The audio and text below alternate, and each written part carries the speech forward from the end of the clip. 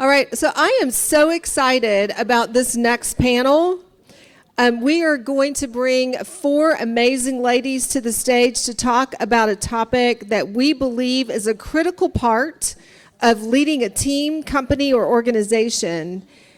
And it is connecting with others on social media.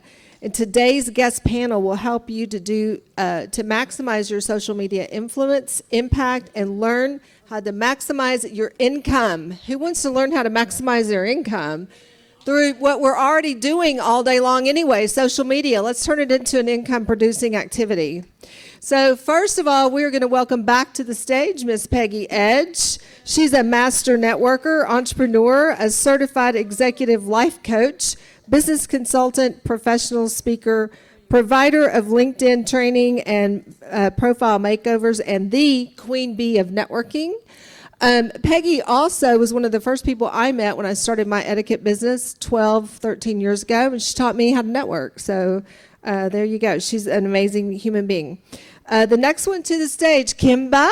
Come on up. Kimba Garcia, owner of Skyline Property Services in the DFW area. She also leads CFO-AF, the Power of 3 real estate team in Playa del Carmen. Ooh, and she absolutely excels at helping other people tap into their excellence to make a difference. Thank you, Kimba. Stephanie Lafler, come on up, girl. Master coach, branding strategist, and mindset coach, is an expert in social media marketing and training. She's built her online group to almost 13,000 women, and she still has time to make an impact on women to help them build their legacies one woman at a time. A legacy builder right there. And Krista Medlock, come on up. She is a respected brand and marketing strategist with over 23 years of experience in brand development, activation, and growth. She's the brilliant brain and founder behind Thriving Brands and The Girl Cave. So thank you, ladies. Thank you. Let's welcome our panelists to the stage. Y'all can have a seat. Y'all can sit down. You don't have to stand. Yeah. They were just going to do it standing up. These are real women. All right, so I'm getting ready to sit down. I'm getting ready to turn it over to them. I'm going to sit down for a little bit. That's so, all right. So we're going to start with some prepared questions, and you all can pass the mic around. So there's one to go to the very end, Miss Peggy. It is off. And then I'll let Krista have this one. So you just have to turn it on. So, all right, ladies, are you ready for the first question? What is better, reels, stories, posts, lives? How do you promote a business on social media?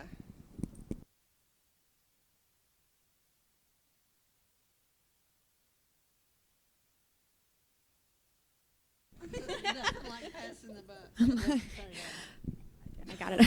We own, girl. So I think it depends on what your intention is for the post and understanding which type of content is going to get which type of results for you. Stories, they're really good for selling. You're able to put a link on there. You're able to put offers. Your content, your written copy is really good for storytelling and being able to create a story that make people want to find out more about what you do without necessarily coming and selling them. Lives are really good for engagement, right? So one of my favorite live hacks is, let me know if you're here with me live, or if you come back on the replay, let me know in the comments. Tell me where you're tuning in from. Anytime I can see somebody's name pop up that they join, I greet them by name. It's really about engaging in a live, authentic way with your audience. And then reels are becoming increasingly popular, right? So video content and short video content is really good for educating your audience on what you're doing. Now, anytime that social media releases a feature, they want you to use it, and the algorithm will get, what's the word that I'm looking for? It will reward you for using it, right? So which one is best? A hybrid approach to all of them based off of what your intention for creating that content is. I'm going to set set a tone here too, because we can talk about all the wonderful things that Instagram, TikTok, and Facebook have available for us and Reels, and she's absolutely right for every single one. She pinpointed everything, but it's important to have clarity of message. And I don't mean just creating or crafting a message you think people want to hear, but aligning that message to what your goals are for your brand and overall result for end of year. Does that make sense? Because we feel pressured to create content that we think others will love, and that is important. I'm not suggesting that that's not important to consider. But the reason why we have a platform for voice is to bring our mission and our value proposition to light. So just making sure that every piece of content that you do produce, it aligns with that. So being very clear on your message and planning that out in advance before you decide about any platform. Say, I am this, my organization is this, my mission is this, my values is this. I want my audience to take this from this message, and that'll actually bring clarity to the platforms you need to be on and how to use those platforms.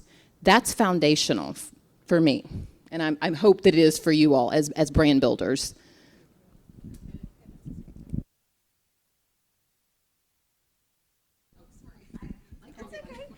I mean, okay, so yes, you are 100% right. And now that I know my avatar and who I'm talking to, it's easier to craft that message.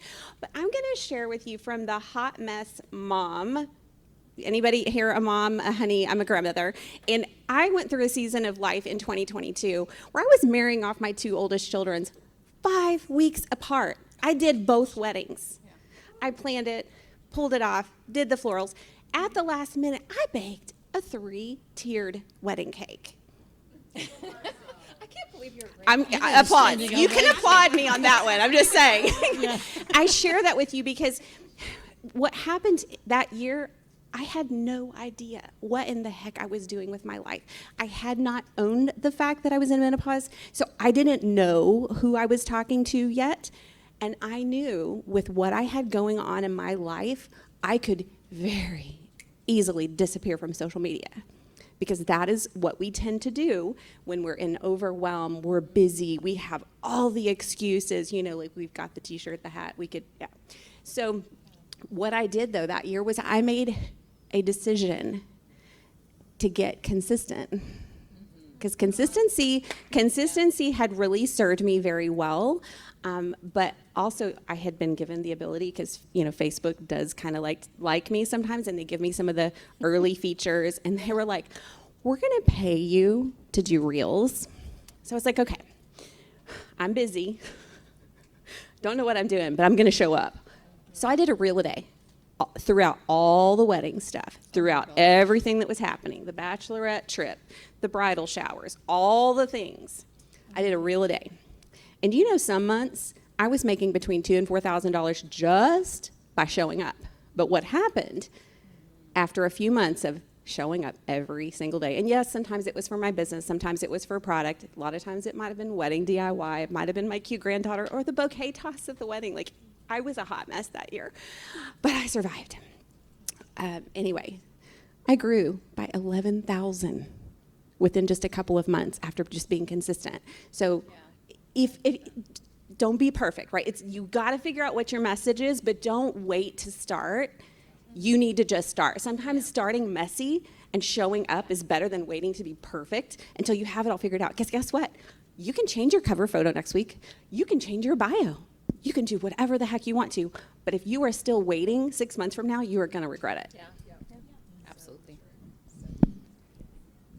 What I want to add to is the speaker that was in here before us today. She talked about personal brand, and your social media, that is your personal brand. And I'm on LinkedIn 99% of the day, every day, because that's my job. I do have a little bit of presence on Facebook as a business owner, but it is your personal brand, and it shows you as an expert in your industry. That's where you build that, by the posts that you put on LinkedIn and other social medias, is what it is that you do that somebody will come in here and want to do business with you. And the thing about LinkedIn is that it is just the social version of business to business networking. And so, yeah. So I just want to point out, because I've done a few panels today and heard a few speakers, and I'm hearing a consistent message, and that is to be consistent. Yep. Yeah? So everybody needs to write down the word consistent, because if you don't take anything away from this weekend, you need to take that away, because whatever you do, you need to be consistent. And I'm hearing that all day long. Yep. All right. Thank you, ladies. So let's look at our next question, and this is a great one. This is really good because it says social media can feel like a rabbit hole of distraction.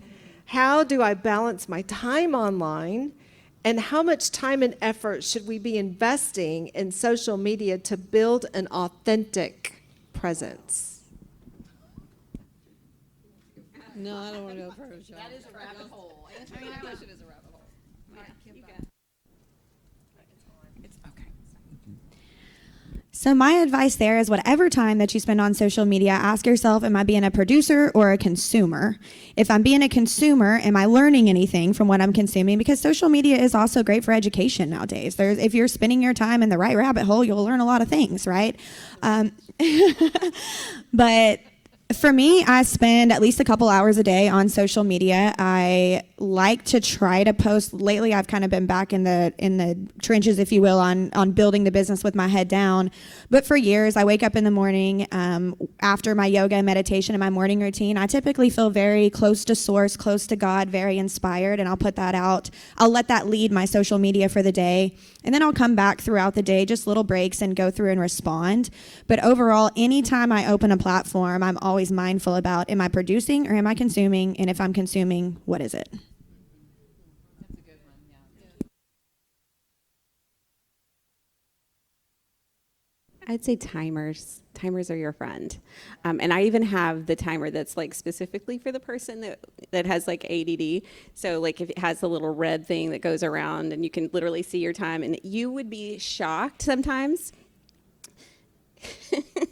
You would be shocked sometimes, like just how much time you waste if you would start using a timer. So I set 5 minutes where I'm going to like, comment, engage with others. Sometimes I'll set a timer and it's literally, I'm going through and I am saving content. So Instagram's a great place to be able to organize your content. So if you're looking for inspiration or you're looking for ideas for decor, whatever it is, but have albums and set those up. But set a timer and limit yourself, because it is a lot of rabbit holes.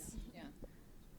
You know, and I like both of their comments, because I need that. I'm gonna say that I'm the first to say that I need that. But one of the other things I want to talk about that people probably would never mention in a room like this is releasing the obligation of having to be present and respond to everything that people in your network are doing. Do y'all know what I'm saying? When you things in your feed and you feel like you have to respond to that, or you have to do this, or you have to say this. Because at the end of the day, number one, it's causing so much anxiety with us feeling like we always have to have the perfect answer or always be there present for every post, and you just can't. But the other part of that is you then become disingenuous. You start to just say things because you feel like you have to, and not because you truly want to respond in the present moment accordingly. Does that make sense?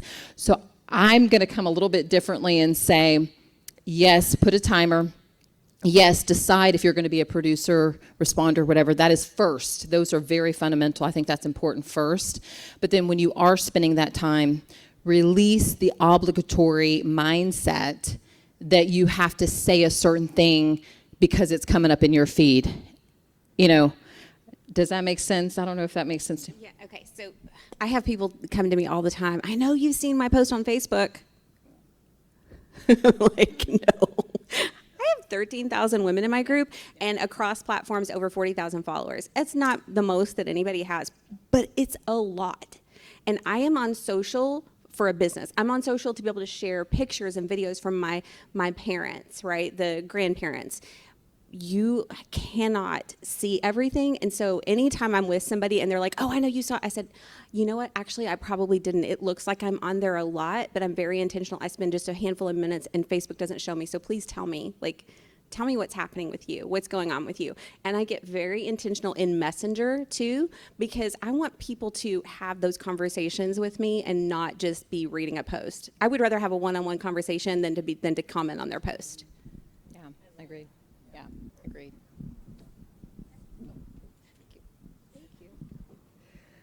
All right. Our next question is, what's the best way to measure the return on investment, or ROI, on our social media efforts?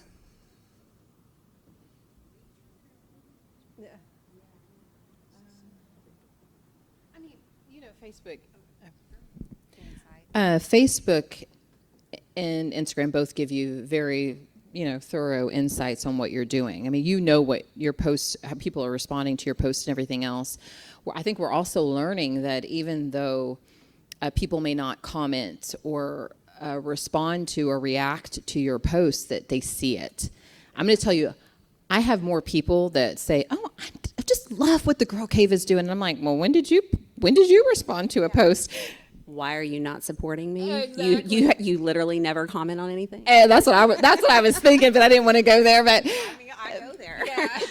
they're seeing them, so it's not science. It's not complete exact what they're pulling, but the analytics are there for Facebook. It gives you a baseline of maybe how you're performing. But honestly, I just think, again, consistency, and I'm going to add another word that I always use in my talks, is frequency.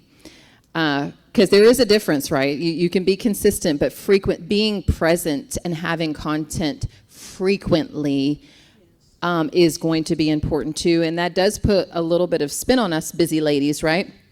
But that's why we have Sprout and all these other automated types of tools that help us to post. But I will just say that, guys, yes, follow the analytics. And by the way, don't let somebody tell you what your analytics should be. Like, you need to post on Tuesday. Every audience is different. Every page is different. Your audience responds to you and your content differently. So I'm going to always be the outlier and say, as long as you feel like you're being true to your message, you should be seeing some baseline. Yes, I'm getting some traction on these types of posts and interaction. Maybe I didn't get anything here. Maybe I need to adjust my messaging and adjust accordingly. But again, it's a long game. It is not necessarily a short game with social media. It is a long game. You didn't acquire 13,000 followers in 1 week. And that's what we do. We start posting. We do a new campaign. We post and oh my God, nobody liked it, so I'm going to change. That's what we do, right? We're like, oh, we're going to stop doing this. And we pivot. I hate that word, but we pivot. But we don't give the campaign time to saturate, to percolate. People need to see. But y'all, we have a society that's a little slow. They need to see the message, understand the message a number of times before they get it.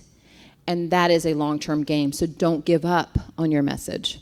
Yeah, so just to piggyback on the consistency, so it's consistency over time, not just consistency for 30 days, not just consistency for 60 days. It's consistency over time, showing up, continue to show up, even when you don't have the results. At some point, if you're still getting crickets, then yes, you probably should reevaluate your message and all the things, but you're going to have to show up for a long time with nothing. Yeah. And if you're showing up and you're just like, okay, I feel like this is good, other people tell me it's good, then maybe you need to find a few friends. I know there's times that I have 27,000 followers on Facebook, and do you know there are times I still post reels? Sometimes they get 500,000, sometimes they get one. Like literally like one comment. Yeah. And so there's times I will send that to a few friends and say like, hey, could you comment? Because this is like getting no traction and I really want it to be seen. So there's times when you can ask for that, but you just have to remember that you are in it for the long game. Yes, it's long game. Yeah, so continue. So when I hear ROI, I don't know about the rest of y'all, but I think money. So the same way that we track everything, or we should be, I have a CRM, but I really like to use my paper lead tracker in my whiteboard. I'm really big on that. I could go back and look at where my leads came from on social media versus did they convert and how much money did I make off of them, and actually be able to equate value to the time that I've spent on social media. So if anybody's not keeping a lead tracker in some form or fashion, how many leads are you actually getting off of social media? Are you quantifying where your leads are coming from and what your conversion rate is on those leads, whether it's social media or anywhere else? But that's really my best recommendation, is make sure that you're tracking it. I'll share with you guys a quick story. In February, I pivoted. I went through a divorce, and after 8 years of building my roofing company, I launched my own brand. In 4 months, I've been able to rebuild my sales team back up to 10 people. None of those people came from Indeed, none of those people came from ZipRecruiter, and none of those people came from LinkedIn, because I'm very big on Facebook. Every single one of those people came from, so it's not even just about leads, it's about where do I find my team members that go out and sell things for me. I can go through and quantify the time that I spent on social media based off my sales team's revenue, because that's where I recruited every single one of those people from, and how I've been able to rebuild so quickly, which has come from years of consistency like the ladies are talking about. But my advice would be to make sure that you're tracking how much time am I spending and where are my leads coming from? Am I getting team members from social media? And just make sure that you're quantifying that time that you're spending with a dollar amount attached to it. How many of you are using a lead form on Facebook? Because that's one of the underutilized things as well, is that you know, there are systems in, oh, sorry. Oh, sorry. Hello, sorry. Sorry, because that's probably what you're using, right? I mean, there are lead forms in place. There are resources within Facebook and Instagram that you can use for lead generation campaigns. So that's something to really learn about and become familiar with. And depending on what your plan is long term, what your long-term marketing plan is and everything, what your strategy is, that could be one of the resources used. And that will give you a lot of analytics, and that will be able to connect with your CRM. That will be able to connect. You can connect those with MailChimp and have an automatic customer journey that takes somebody who's clicked on something or given you their email, automatically go into MailChimp. MailChimp you can create a whole customer journey in MailChimp that talks to them while you're trying to work your business. So there are tools in place, automations, which is important for us busy ladies, again, in place that help us run our business and communicate with them and warm those leads while we're working our business. Okay, so there are ways to do that. Yeah. Automation. So I don't use those, but I love that. What I'm talking about is an old school piece of paper with some lines on it, ladies, that it's like, if they comment and they said they're interested, they go on my lead tracker and it says Facebook next to it, right? And then every 3 days on my calendar, I have E3D, that's my rule, right? I'm going and I call it converting the conversation, but I'm going back and I'm messaging those people. I'm reaching back out to those people. I'm carrying the conversation one step forward. But we have this little form that we use at CEOAF that's a piece of paper with some lines on it, really beautiful, that we call our lead tracker. And it just tells us, there's a line on there that says the source of the business, right? And I'm going to have, if anybody wants to write my phone number down, I'll email you this form that I'm using. Jacqueline, Mike, tell her. But 817-312-4508 is my personal cell phone number. All you ladies are welcome to text me. But if you want that, shoot me your email, and we'll have Jacqueline send you over the exact form that I use. It's super simple, super simple. Do you have that automated?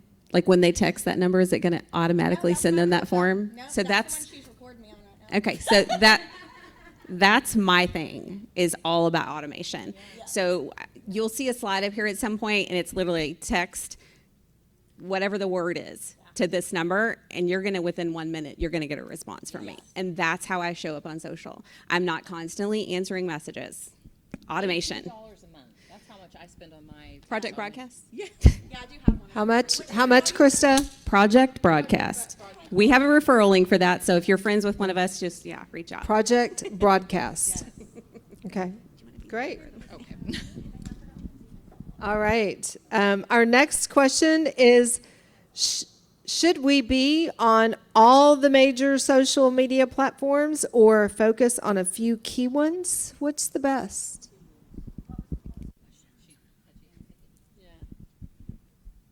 I think key ones, because like for me in my business, I'm only on LinkedIn and Facebook. I have an Instagram, but I don't use it at all.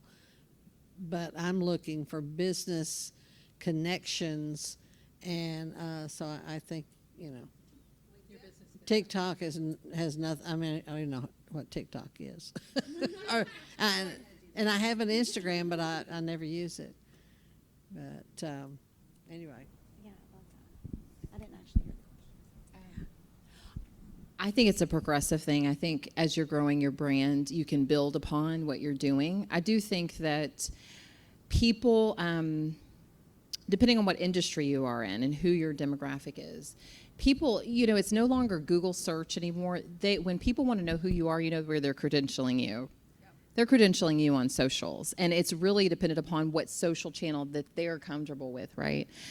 And I'm not suggesting, I do not expect anyone to start on all channels. You can't have efficient and productive campaigns if you're on all channels. It's just it's not reasonable to think that you can do that. But I do think that you can start off and do one or two really well, learn, build, and matriculate your audience to other channels. And I think that it's easy to be on all things and not do well. But if you can get on Facebook, understand your audience, and do that well, it's such a greater transition to build content and transition to another social channel and gradually do that. And I can't tell you what that timing is. You all know your schedules, your forecasting for your year, for the year, your audience. But I would suggest that you need to stair-step that and really delve into two things: where your audience truly is, because the Girl Cave, we weren't on Instagram when I first started in 2019. My demographic was on Facebook primarily. Now, over the past few years, that shifted, and now I'm having to really think about Instagram because a lot of my demographic now are starting to adopt Instagram, and really they're looking for us in Instagram before they look for us on Facebook. So I have to make some really tough decisions because I don't like Instagram. I'm like, I know. let's just say no. I know. But you really need to know your audience and when they're living and breathing, and start there and do that well. Do it well. Don't feel like you have to do all things. And that's what we do. We dilute ourselves. It's like water. Your brand is water when you do that. So I would say yes. I literally just got back from a retreat where I was helping coach women in social media, and I watched the person who helps manage someone else's social. And she explained to me that she showed me all of her beautiful Trello boards. If you don't know what Trello is, it's amazing. But she was literally posting something different on this person's business page, and then she didn't use it until like 3 weeks later on Instagram. Some time after that, she's going to post it on TikTok. Then she's repurposing for YouTube, and I'm like, okay, so most of us are not magical unicorns. And we are not that person. We don't have a full-time employee managing our social. So figure out where your people are hanging out, like Krista said. Focus your main energy there. And then when you have content you can repurpose. Like for me, I've been doing a lot of reels. It's something that I've been very consistent with.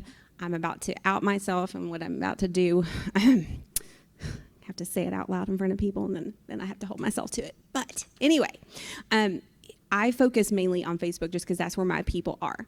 But I'm repurposing all of my reels for Instagram and TikTok because I also get business there. So you just, yes, we will. Anyway, but yes, repurposing is your friend. I'm the queen of that. If you ever need any help, you reach out. Always happy to share. Okay, thank you.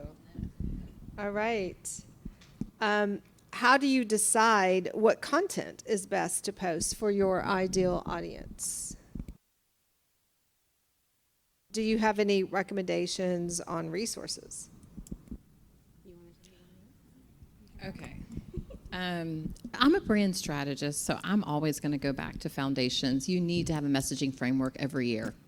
You have to plan out really what your focus is for the year. Like, what do you want to achieve by the end of the year? And you need to spread that out across, if you think in quarters, if you think on month to month, how much responsibility and how programmatic is your business. You need to plan that out. And that's a lost art. Small businesses typically feel like they don't have to hold themselves to a schedule, but you really do need to be doing a messaging framework and really understanding how you're going to spread that message and achieve your goals through messaging. Calendarize that. What did you say after that? Resources. I'm going to tell you something controversy. AI. Guys, it's a game changer. I'm taking on way too much, and we always poo-pooed AI, and we said it wasn't authentic. It is not. It's a thought partner. It is not to take the place of your voice. You use it to inspire thoughts and give you perspective, and you take that content and you make it your own. And as you continue to use it, it will start to talk like you. But AI is the game changer, and I encourage all of you guys. I'm trying to do it very quick because we have less time. Use it for framework, never for. Yeah, use it for framework, never copy verbatim, because you can absolutely tell that. I would say for me personally, like you figure out like your branding buckets. I don't know if you do that with clients. And then, like it's the 80-20 rule. Try not to be selling more than 20% of the time. I talk about hair loss and menopause and all the things that my products can help with that. But then I try to share tips and value and things that can help you outside of what I sell. So you're going to hear me talking about hair loss and different things that you can do to, have healthy hair, but it's not always me selling. So you just have to figure out, like, what are your branding buckets? Yeah. What are you talking about? And map it out. Trello is a good place for that. Yeah. Just to piggyback off of what they said, I'm a big fan of what we call EOS post, evidence of success, and I'm big into storytelling. So I love that. Being able to share the ways that you're helping your avatar helps other people like that go, oh, well, she could help them. Maybe she can help me too. I have a similar problem. And then also utilizing ChatGPT for inspiration on some educational posts that you can do. I think if you can go back and forth between really 3 types of posts, showing your own integrity, your own core values and who you are as a person to get that know, love, and trust factor, being able to share wins that you've gotten for your clients and your ideal avatar, and then being able to educate people on what you do so that you're known as the expert in your space, and you can just rotate through that type of content every day, then you're going to start seeing results off of that. Yeah, back to the fact that I'm doing mostly LinkedIn and using it as a marketing tool. My content is tips and tricks about LinkedIn and about networking, business networking, but I also talk about success, motivation, things like that, because I'm looking for a business client and, teaching them how to use LinkedIn as that marketing tool. Because, ladies, if you are not on LinkedIn, you need to be. And it needs to be a complete profile, because where you get reaction to that is, they'll say, well, I put a profile out there and, I haven't gotten anything. And I look at their profile and it's not complete. Remember, if you were in here this morning and I was talking about networking, there are 30 sections to a LinkedIn profile. And you need to have something in every one of those spots. I have all but 2. I don't own a patent, and I don't put test scores. But college students looking for an internship, whom I've worked with, they're looking for that. So those things need to be on there. All right. I think what we want to do now is, if somebody out here has a question, we want to make sure that we get your questions answered. So does somebody have a question for our panel?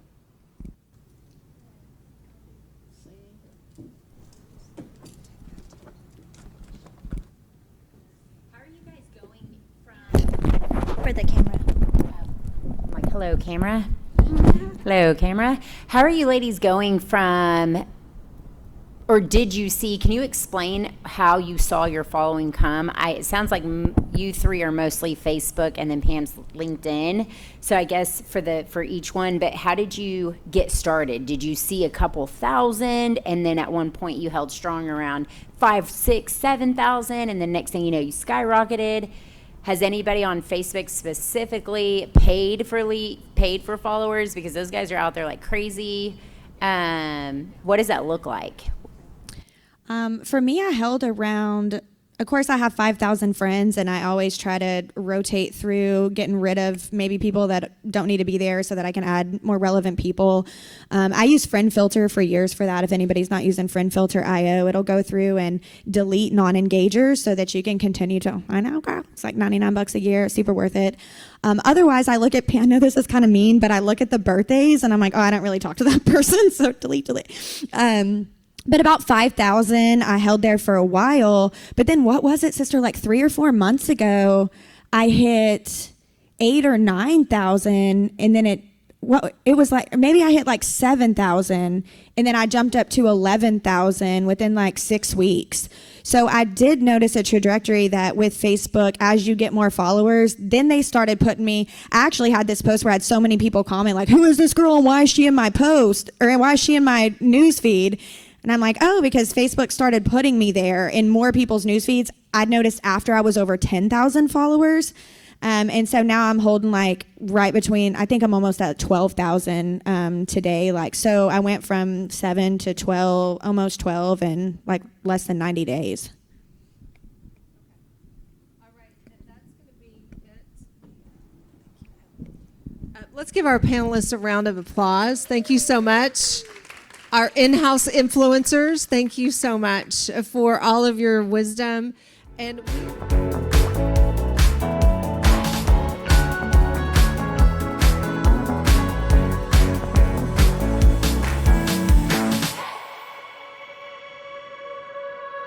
we